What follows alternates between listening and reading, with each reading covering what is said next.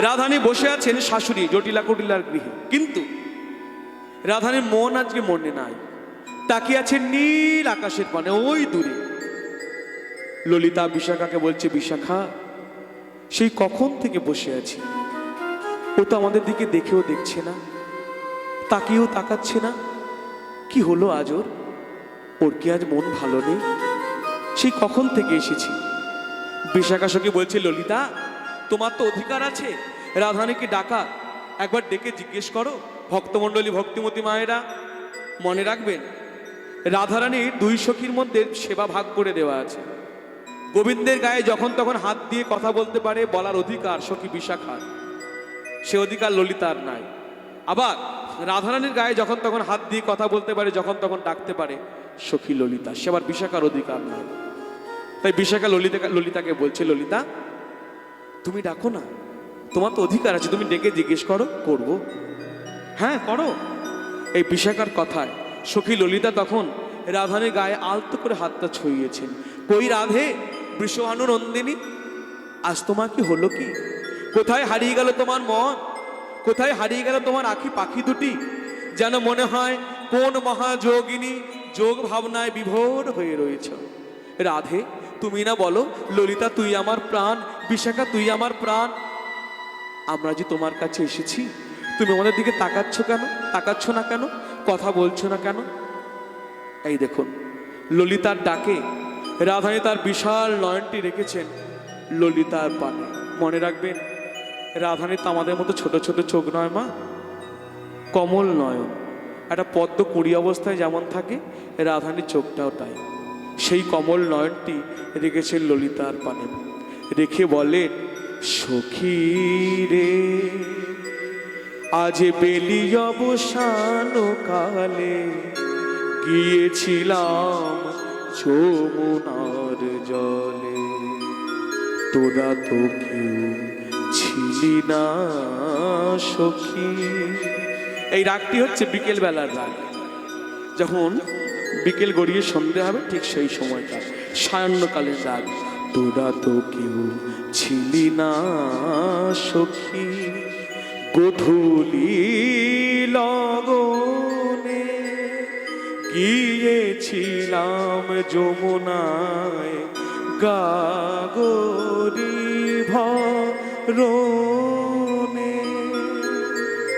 তারপর যখন কলসিটা ডুবিয়েছি যমুনার জলে, দেখলাম কোটি মরকত মনের ঝলক এসে ঝলসে দিল আমার চোখ দুটি, আর কিছুই দেখতে পেলাম না। যখন শান্ত হয়ে গেল যমুনার জলরাশি, সেই যমুনার জলরাশিকে অনুসরণ করলাম। দেখলাম কদম্ব তরুমূলে এক নাগর দাঁড়ায়ে আছেন। রাধারানী যখন কৃষ্ণ কথা শুরু করেন, প্রথমে কিন্তু কৃষ্ণ নাম বলেন না। কেন বলুন তো? কৃষ্ণ নামের এমনই ক্ষমতা, রাধারানী বারবার কৃষ্ণ বললে মূর্ছা যান, তখন আর পরের কথাগুলো বলা হয় না। কৃষ্ণ নামের এমন ক্ষমতা।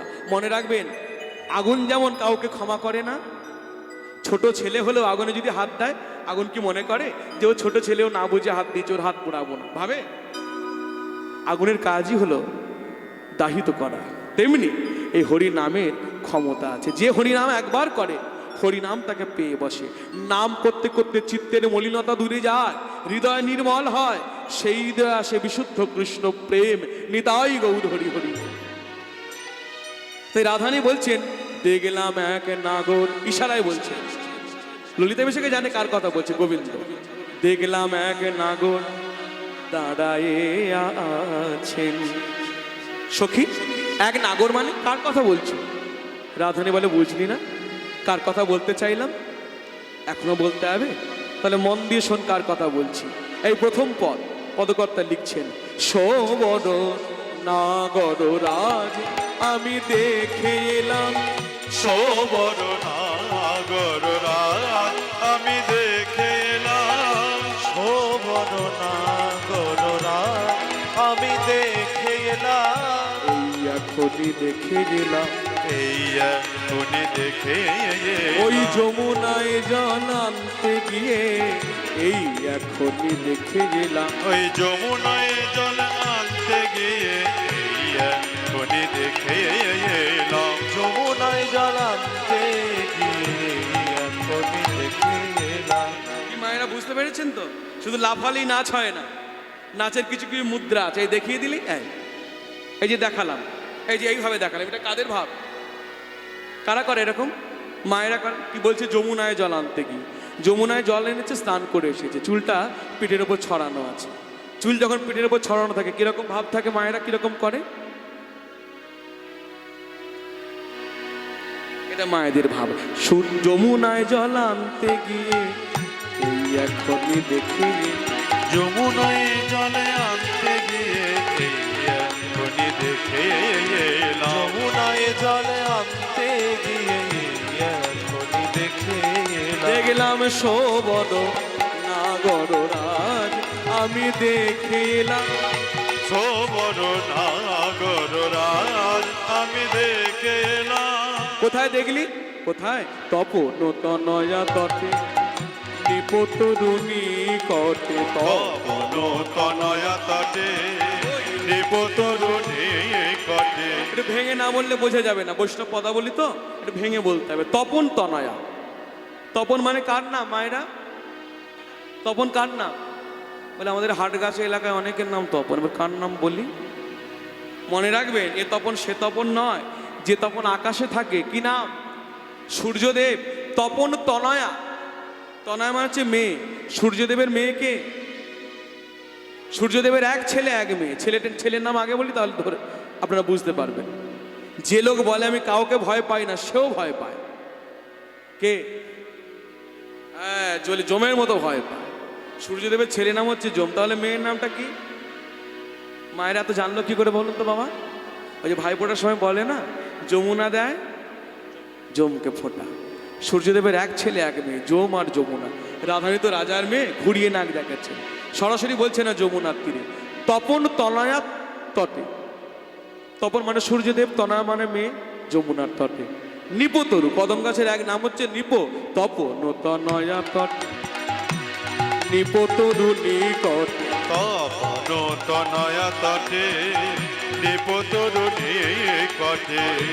হিলন নট বন, আগো হিলন নট বনরাজ।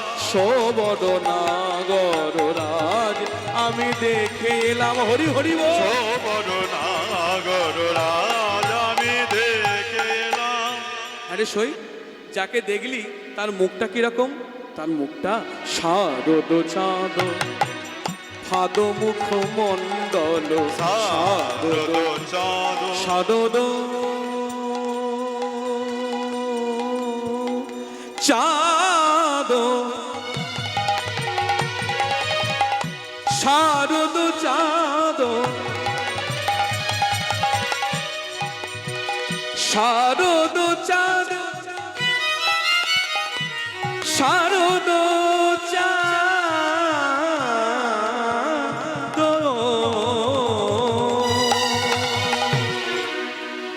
শারদ চাঁদ যেন ফাদ মুখ মণ্ডল। শারদ চাঁদ, ফাদ মুখ মণ্ডল। বলছে রাই, তুমি তার মুখটাকে বলছো চাঁদ, আবার পরের মুহূর্তে বলছো ফাঁদ, এটা কিরকম হলো?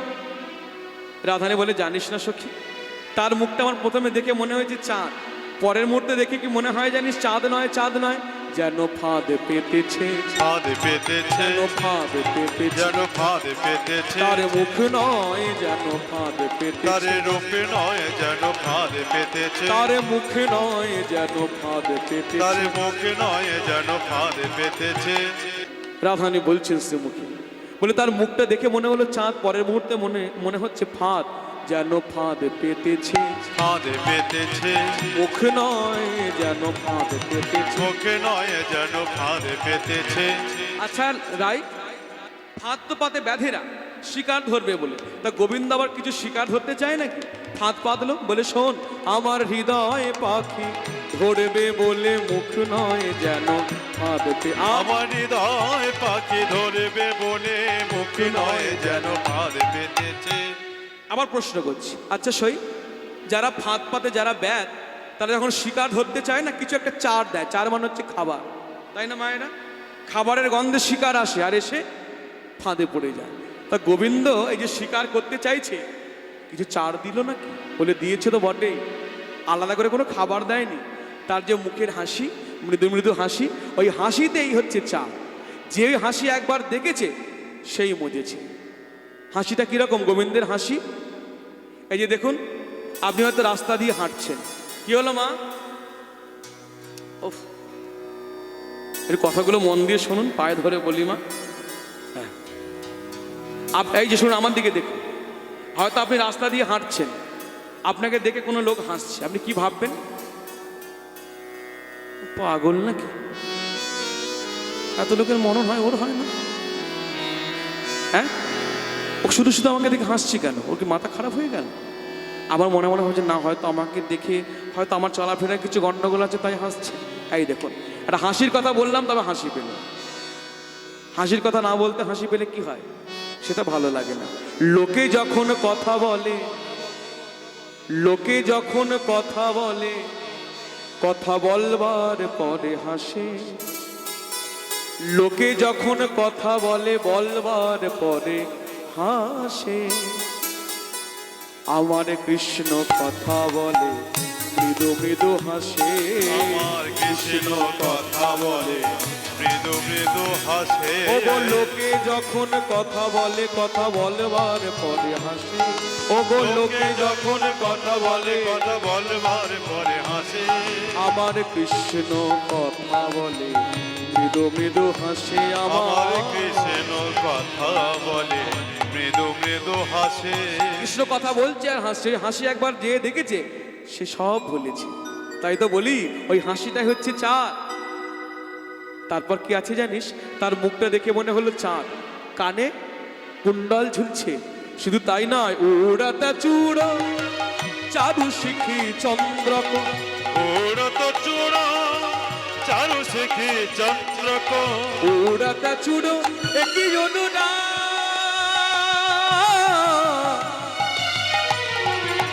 যাই রে অনুরাগের বালা, যাই রে একই কৃষ্ণ অনুরাগ। এমন অনুরাগ হয় না আর হবার নয়। ওড়াতা চূড়া চারু শিখি চন্দ্র। ওরা তো চূড়া চারু শিখি চন্দ্রক। দেখবেন সব সব দেবতার চূড়া সোজা, গোবিন্দের চূড়া কিন্তু সোজা নয়। সোজা যদি সোজা থেকেও থাকে, ওই যমুনার তীরে যখন আসে ওই যে পবনদে এমন এসে বাতাস করে চূড়াটা হেলে যায়। কোন দিকে হেলে? বাঁ দিকে হেলে। রাধানী বলছে দেখবি সবার চূড়া সোজা, কিন্তু গোবিন্দের চূড়া সোজা নয়, একটু বাবে হেলা, বামে হেলা, বাবে হেলা, বামে হেলা। চূড়া একটু বাবে হেলা। চূড়া একটু বামে হেলা। ওই চূড়া একটু বাবে হেলা। চূড়া একটু বামে হেলা। না জানি কি ভঙ্গি করে চূড়া একটু বাবে হেলা। না জানি কি ভঙ্গি করে চূড়া একটু বামে হেলা। কাকে পরশ করবে বলে চূড়া একটু বাবে হেলা। কাকে পরশ করবে বলে চূড়া একটু বামে হেলা। সরাসরি তো বলতে পারছে না বাঁদিকে আমি দাঁড়িয়ে থাকি, আমাকে ছোবে বলেই চূড়াটা বাঁদিকে হেলে যায় না। তাই হচ্ছে কাকে পরশ করবে বলে চূড়া সদাই বাবে হেলা। জানিস কি, গোবিন্দ আমার দাঁড়িয়ে দাঁড়িয়ে বাঁশিতে ফু দিচ্ছে, ফুৎকার। এই যে ফু দিল দেখে কি মনে হয় জানিস? তার বান্ধুলি অধরে মুরলি রব মাধুরী। বান্ধলি অধরে মুরলি রবে মাধুরী। বান্ধুলি অধরে, ভেঙে বললে আরো আনন্দ পাবেন। বান্ধুলি কাকে বলে? পদ্ম যখন কুড়ি থাকে কিরকম থাকে মুখটা? এইরকম। এবার মনে করুন গোবিন্দ বাঁশিতে ফু দিচ্ছেন, মুখটা কিরকম লাগছে? পদ্ম কুড়ির মতো।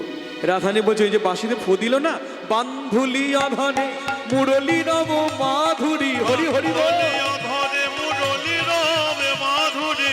শ্রুতি মন মাতা বল মোর, মোর শ্রুতি শ্রুতি মন, মন মাতা বল মোর, মোর। শ্রুতি মন মাতা বল মোর, মোর শ্রুতি মন মাতা বল মোর, মোর।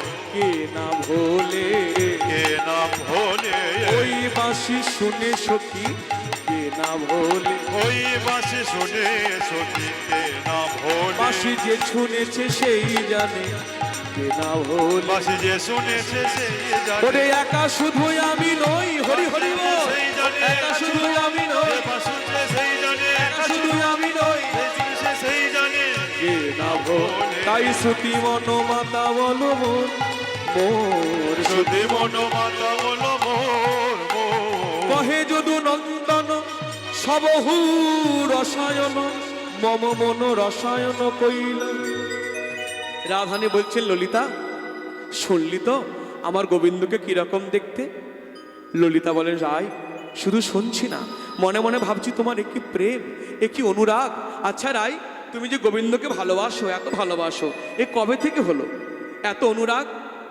রাধানী বলেন সখী আজ থেকে নয়, সেই অল্প বয়সে মোর শ্যাম রসে জড় জড়, না জানি কি হবে পরিণামে।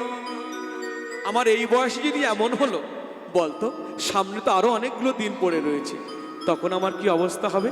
আর এখন ওই কৃষ্ণ রূপ দেখার পর আমার কি হয়েছে জানিস? যেদিকে তাকাচ্ছি সেদিকে কৃষ্ণ, এদিকে তাকালে এদিকে কৃষ্ণ, এদিকে তাকালে এদিকে কৃষ্ণ, সামনে পেছনে উপর নিচে যেখানে সবই কৃষ্ণ। মনে মনে ভাবলাম আমার কি কোনো ব্যাধি হলো? না না, চোখ খুললে যদি কৃষ্ণ দেখি তাহলে চোখটা বন্ধ করে থাকি, তাহলে তো আর কৃষ্ণ দেখতে হয় না। এই ভেবে যখন চোখটা বন্ধ করলাম তখন কি দেখি জানিস?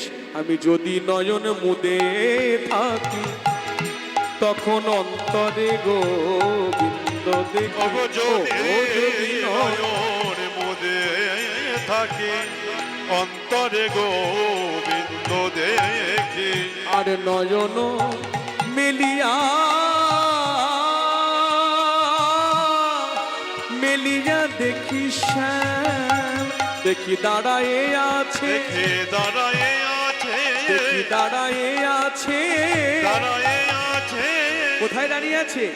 হৃদ কদম্বের মূলে আলো করে দাঁড়ায়ে আছে। হৃদ হৃদ কদম্ব মূল আলো ওই করে, অধরে মুরলি লয়ে, হরি কদম্ব হরি মূল আলো করে, অধরে মুরলি লয়ে, কদম্ব মূল আলো করে, অধরে মুরলি লয়ে কদম্ব মূল আলো করে দাঁড়ায়ে আছে।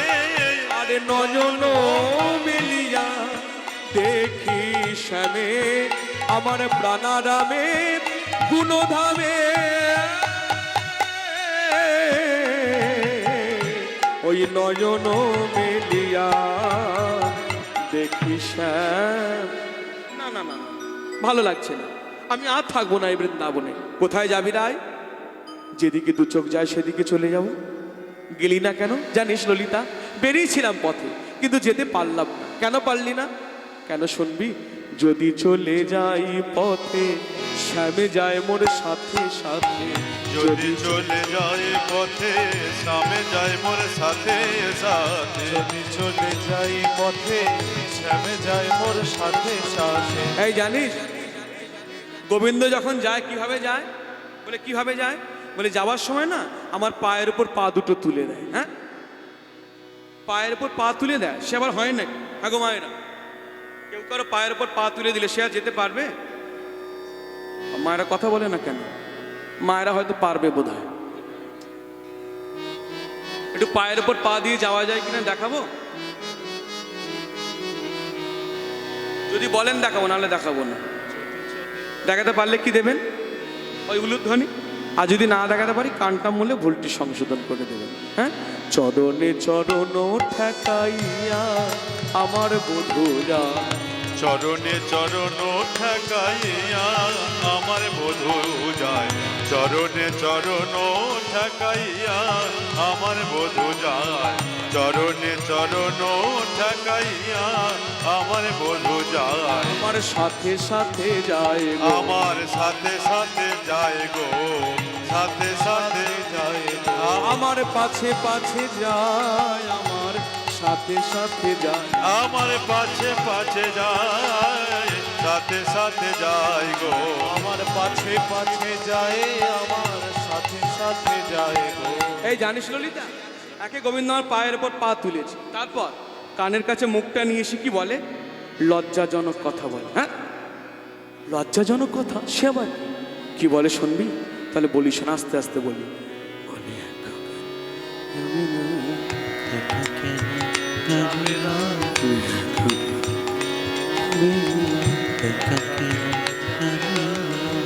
ধর, এটা কিন্তু ইশারা, জানেন? এই যখন দেখবেন, এই যে দেখুন, কেউ যখন উঠে যাচ্ছে লক্ষ্য রাখবেন ভালো করে। কেউ যখন কীর্তন শুনতে শুনতে উঠে যায় না, দেখুন সে কিন্তু একা যায় না, ও সঙ্গে করে ঠিক একটাকে টেনে টেনে নিয়ে যাবে। আর যখন যাবে তখন কিন্তু মুখে বলবে না দিদি চলে যায়, তখন ইশারা করে, চোখের ইশারা। দেখাবো কীরকম করে, মানে ওদের দেখে দেখে আমিও তৈরি হয়ে গেছি। কীরকম করে জানেন? এই যে প্রথমে ঠিক এরকম করবে,